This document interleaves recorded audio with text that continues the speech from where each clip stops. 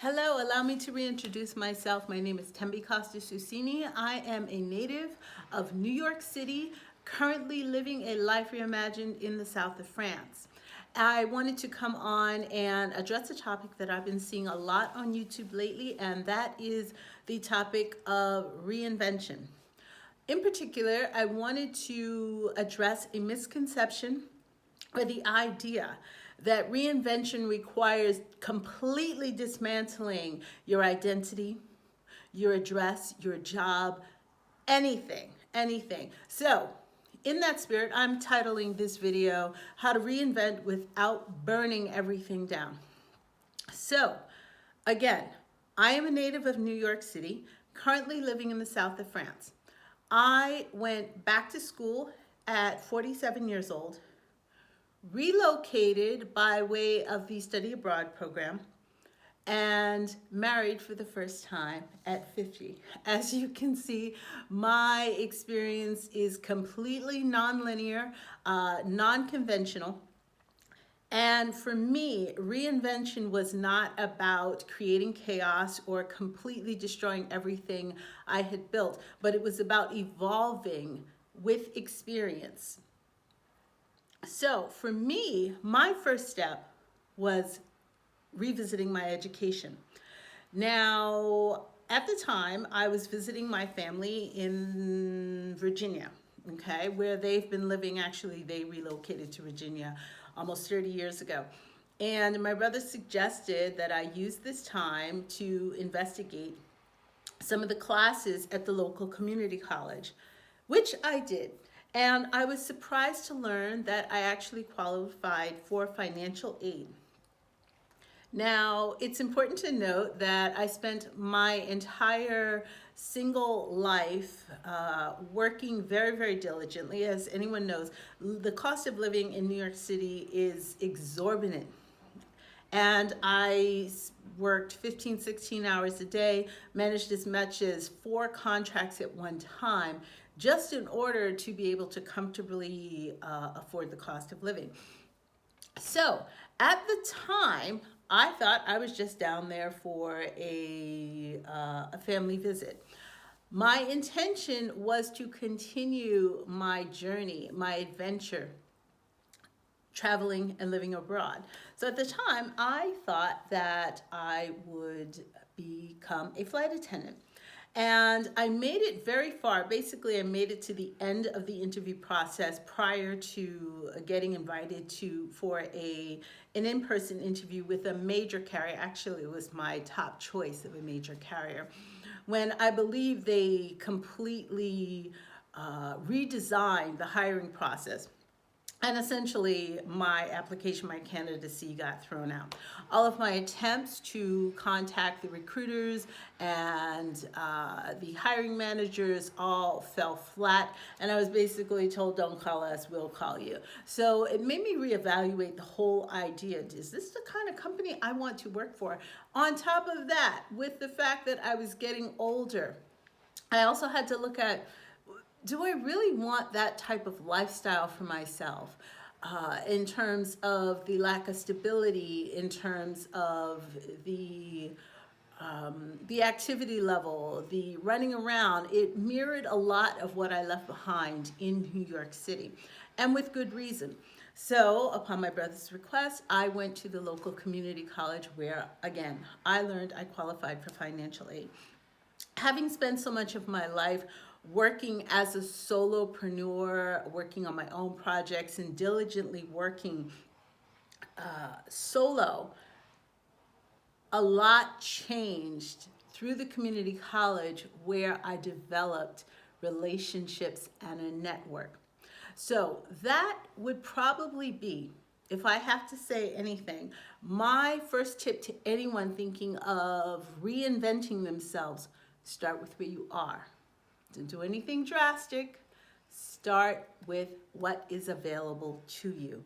And that might mean making a discovery call.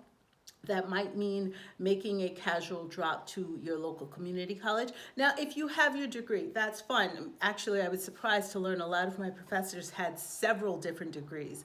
There are some people who just love learning and love the process. But if that is not an option for you right now, maybe take a class, or guess what? Maybe you could teach a class. I actually was on the teaching staff with the Performing Arts Department with New School University prior to leaving New York. And it was a very, very, very rewarding experience. And at the time, I did not have a degree, but I did have a experience as a professional dancer. So there's that. So remember, maybe you're not going to take a class. Maybe you could teach a class. And some of these classes are just for a weekend. Some of them are certification classes that only take 6 weeks. But just explore the possibilities.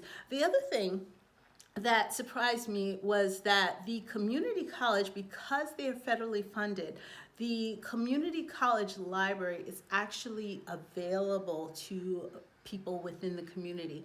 You don't have to be enrolled. And the community colleges have a lot of resources that other libraries, community libraries, don't necessarily have. They have a lot of movie streaming platforms. They have a lot of job search platforms. All you have to do is ask. Sometimes, or you can even just go into the community college and look at the job board. You'd be surprised at some of the things that are available, whether it's exchanging information, whether it's volunteer programs and the like. And I even encountered a lot of people who just came on campus to use the Wi-Fi, okay? So it was about immersing yourself in a learning environment. Again, as you see fit. Oh, and that was another thing. There were a lot of programs that were community centered that were created by the community college. Like, for example, they would have movie night where the community members could join. Okay, it wasn't just reserved for students because they are federally funded. The other thing that was very, very, very helpful for me was community colleges tend to get a bad rap. Okay, we all know, at least when I was in high school, community college was looked at as the place where you go when you couldn't get into any place else. But no, actually, community college is a wonderful way to save money. For example, there were a lot of people who started at the community college where, because the tuition was so affordable, they used the community college in order to transfer to their first choice, maybe halfway in toward their degree. So community college is really just about an associate's degree. But once you finish that associate's degree after 2 years, you can always roll it into transferring to a 4-year school.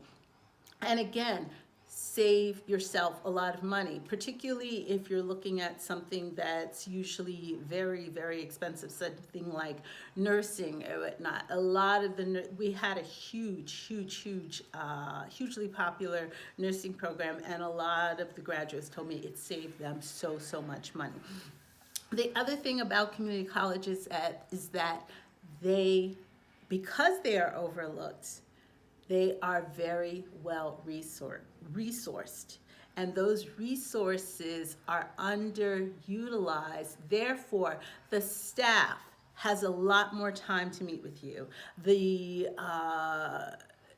If you need help with your studies, the staff is a lot more energy. They have a lot more time because they are not as heavily populated as some of the larger universities. So that is tip 1.